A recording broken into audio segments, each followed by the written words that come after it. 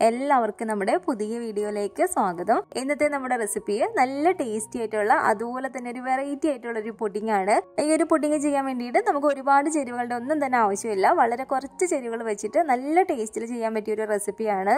അപ്പോൾ ഇതിന്റെ ഒരു പുറമേ ആണെങ്കിലും കാണാൻ നല്ല മുത്തു പോലെയുള്ള ഈ ഒരു പുഡിംഗ് എങ്ങനെയാണ് തയ്യാറാക്കുന്നതെന്ന് നമുക്കൊന്ന് നോക്കാം. ഈ ഒരു വീഡിയോ കാണുന്ന സമയത്ത് നിങ്ങൾക്ക് ഇഷ്ടപ്പെടുവാണെങ്കിൽ മറക്കാതെ തന്നെ ഒരു ലൈക്ക് ബട്ടണും കൂടെ ഒന്ന് ക്ലിക്ക് ചെയ്യണേ. ഈ ഒരു പുഡിംഗ് തയ്യാറാക്കാൻ വേണ്ടിയിട്ട് നമുക്ക് ആദ്യം തന്നെ ഇതിലേക്ക് വേണ്ടത് ഒരു 1/2 ലിറ്റർ അളവിൽ, അതായത് ഒരു 500 ml പാലാണ്. ഈ ഒരു പുഡിംഗ് ഉണ്ടാക്കാൻ വേണ്ടിയിട്ട് നമ്മൾ പാലെടുക്കുമ്പോൾ ഫുൾ ഫാറ്റ് പാൽ തന്നെ എടുക്കാൻ വേണ്ടിയിട്ട് ശ്രദ്ധിക്കണേ. എങ്കിലും കഴിക്കുന്ന സമയത്ത് ഒരു ടേസ്റ്റ് ഉണ്ടാകത്തുള്ളൂ, കറക്റ്റായിട്ട് നമുക്ക് ചെയ്തിട്ടെടുക്കാനും പറ്റത്തുള്ളൂ. അപ്പോൾ 1/2 ലിറ്റർ അളവിൽ പാൽ ഞാൻ ഈ ഒരു പാത്രത്തിലേക്ക് ഒഴിച്ചു കൊടുത്തിട്ടുണ്ട്. ഇനി ഇതൊരു മീഡിയം ഫ്ലെയിമിൽ ഇട്ട് കൊടുത്തിട്ട് തന്നെ നമുക്ക് നല്ല പോലെ തന്നെ ഇളക്കി കൊടുക്കാം. ഈ ഒരു 1/2 ലിറ്റർ പാല് നമുക്ക് ഇതുപോലെ നന്നായിട്ട് ഇളക്കി കൊടുത്തിട്ട് ഇതൊരു പകുതിയാക്കി ഒന്ന് കുറുക്കി കൊണ്ടിടണം.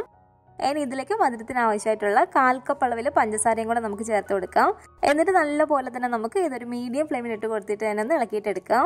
ഇതുപോലെ നമ്മൾ നന്നായിട്ട് ഇളക്കി ഇതൊരു പകുതിയാക്കി കുറുക്കിക്കൊണ്ടിരുന്നിട്ട് ലാസ്റ്റ് നമ്മൾ ഒരു പുഡിംഗ് തയ്യാറാക്കാൻ വേണ്ടിയിട്ട് ചേർത്ത് കൊടുക്കുന്ന ഒരു പാല് അത്യാവശ്യം തിക്കായിട്ടുള്ളതായിരിക്കണം. കുറച്ച് സമയം കഴിയുമ്പോഴത്തേക്കും തന്നെ ഇതുപോലെ അത്യാവശ്യം കുറുകി ഇതുപോലെ വരും. അപ്പോൾ ഇതൊരു പകുതിയാക്കി നമ്മളൊന്ന് കുറുക്കിക്കൊണ്ടിരിക്കുക. ഇതിപ്പോൾ കണ്ടില്ല, നമ്മളൊരു 1/2 ലിറ്റർ പാല് ചേർത്ത് കൊടുത്തതിൽ ഇതൊരു പകുതിയായി ഞാനൊന്ന് കുറുക്കി എടുത്തിട്ടുണ്ട്. നമ്മൾ ഇത്രയും പാൽ ഒഴിച്ചു കൊടുത്താണ് അതിൻ്റെ ഒരു പകുതിയായിട്ട് തന്നെ ഒന്ന് കുറുകി വന്നിട്ടുണ്ട്. ഇതുപോലെ അത്യാവശ്യം നമുക്കൊന്ന് തിക്കായിട്ട് തന്നെ ഈ ഒരു പാല് കിട്ടും. ഇതുപോലെ തന്നെ നമ്മൾ കുറുക്കിക്കൊണ്ടിരുന്നിട്ടൊന്ന് തിക്കായിട്ട് പാലെടുക്കണം. ഇനി നമുക്ക് ഫ്ലെയിം ഓഫ് ചെയ്ത് കൊടുത്ത് ഇത് വേറൊരു പാത്രത്തിലേക്കൊന്ന് മാറ്റാം. അതിന് ചൂട് നന്നായിട്ടൊന്ന് ആറാൻ വേണ്ടിയിട്ട് ഇനി ഈ ഒരു പാനിലേക്ക് ഒരു 4 ടേബിൾ സ്പൂൺ അളവിൽ പഞ്ചസാര ഞാൻ ഇതുപോലെ ഒന്ന് വെതറി ഇട്ട് കൊടുക്കുകയാണ്. ഇതുപോലെ നമ്മൾ പഞ്ചസാര ഇട്ട് കൊടുത്തതിന് ശേഷം ഫ്ലെയിം നല്ല പോലെ തന്നെ ഒന്ന് കുറച്ച് വെച്ച് കൊടുക്കുക. തീ കുറച്ചിട്ടിട്ട് കുറച്ച് സമയം ഇതുപോലെ നമ്മൾ വെക്കുമ്പോഴത്തേക്കും തന്നെ ഒരു പഞ്ചസാര ഒന്ന് ഉരുകി വരും.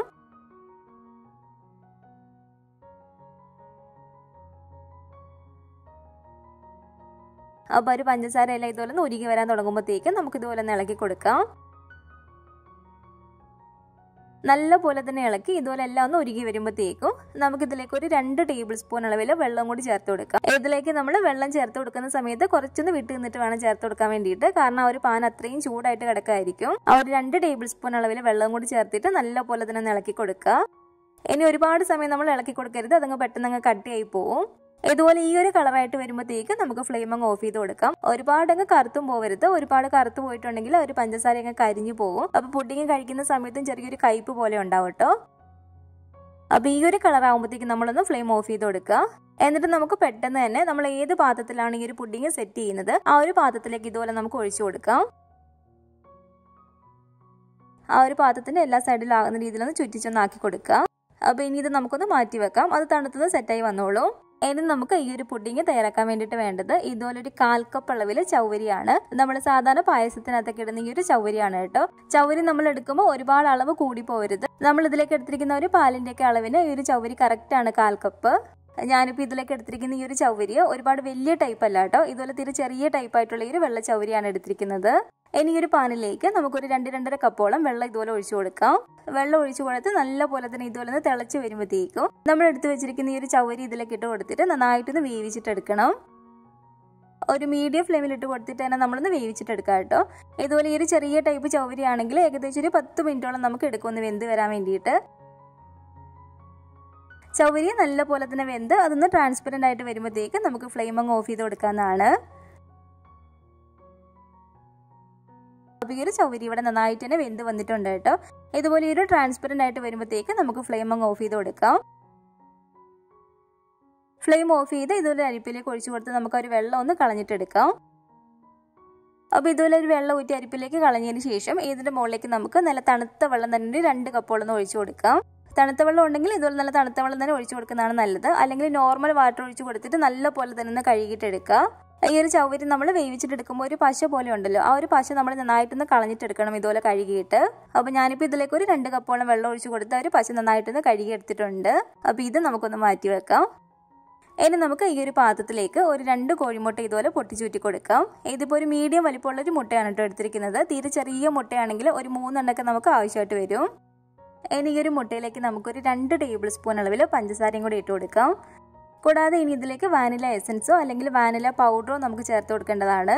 ഞാനിപ്പോൾ ഇതിലേക്ക് ഒരു 3/4 ടീസ്പൂൺ അളവിൽ വാനില പൗഡറാണ് കേട്ടോ ചേർത്ത് കൊടുക്കുന്നത്. വാനില എസൻസ് ആണ് നിങ്ങൾ ചേർത്ത് കൊടുക്കുന്നതെങ്കിൽ 1 ടീസ്പൂണോളം ചേർത്ത് കൊടുത്താൽ മതി. ഒന്നെങ്കിൽ ഇത് മിക്സിയിലിട്ട് നന്നായിട്ടൊന്ന് അടിച്ചിട്ടെടുക്കുക, അല്ലെങ്കിൽ ഇതുപോലൊരു വിസ്ക് വെച്ചിട്ട് നമുക്ക് നല്ലപോലെ തന്നെ ഒന്ന് അടിച്ചിട്ടെടുക്കാം.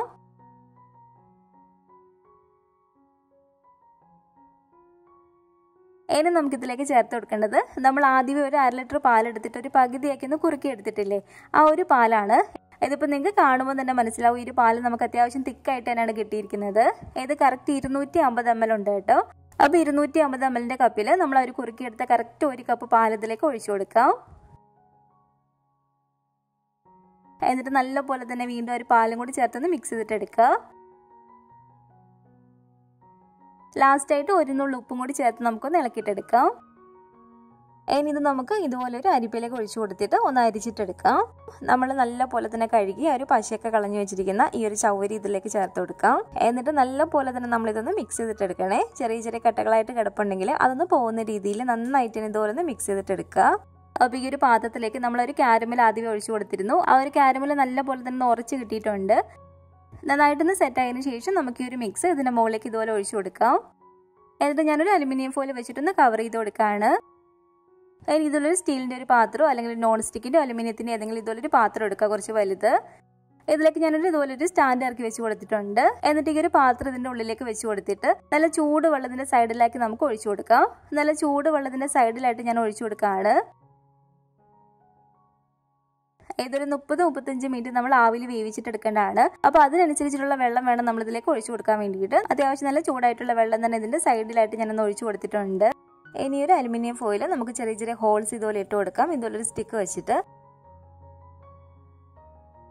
ഇനി ഒരു മൂടി വെച്ച് നമുക്കൊന്ന് അടച്ചു വെച്ച് കൊടുക്കാം. ഒരു മീഡിയം ഫ്ലെയിമിൽ ഇട്ട് കൊടുത്തിട്ട് തന്നെ ഒരു 35 മിനിറ്റ് ഒക്കെ ആകുമ്പോഴത്തേക്കും നമുക്കിത് നല്ല പോലെ തന്നെ റെഡിയായി കിട്ടും. നമ്മൾ ഇതുപോലെ മൂടി വെച്ച് അടച്ചു കൊടുക്കുമ്പോൾ ഇതുപോലെ ഹോളുള്ള അടപ്പാണെങ്കിൽ നമ്മളൊരു അലുമിനിയം ഫോയിൽ എന്തെങ്കിലും വെച്ച് ആ ഒരു ഹോളൊന്ന് അടച്ചു വെച്ച് കൊടുക്കണം. അപ്പോൾ ഇതിവിടെ ഒരു കറക്റ്റ് ഒരു 35 മിനിറ്റ് ആയിട്ടുണ്ട് കേട്ടോ. നമുക്കിതുപോലെ ഒന്ന് തുറന്ന് നോക്കാം. അപ്പോൾ ഇത് നന്നായിട്ട് വെന്തിട്ടുണ്ടോയെന്ന് അറിയാൻ വേണ്ടിയിട്ട് ഇതിലൊരു സ്റ്റിക്ക് വെച്ച് നമുക്കൊന്ന് കുത്തി നോക്കാം. അപ്പോൾ സ്റ്റിക്ക് ഇവിടെ നല്ല ക്ലീൻ ആയിട്ടാണ് കിട്ടിയിരിക്കുന്നത്. നന്നായിട്ട് തന്നെ നമുക്കിവിടെ വെന്ത് കിട്ടിയിട്ടുണ്ട്. കറക്റ്റ് ഒരു 35 മിനിറ്റ് ഒരു മീഡിയം ഫ്ലെയിമിലിട്ട് വേവിച്ചപ്പോഴത്തേക്ക് തന്നെ കറക്റ്റായിട്ട് വെന്ത് വന്നിട്ടുണ്ട് കേട്ടോ. ഇനി ഇത് ഈ ഒരു പാത്രത്തിൻ്റെ അടുത്ത് നമുക്ക് പുറത്തേക്ക് വെച്ച് കൊടുക്കാം.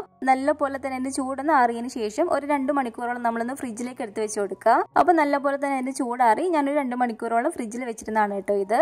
ഇതുപോലെ ഒരു കത്തി വെച്ചിട്ട് പതിയെ ശ്രദ്ധിച്ച് നമ്മളൊരു സൈഡൊന്ന് വിടിയിച്ച് കൊടുക്കുക.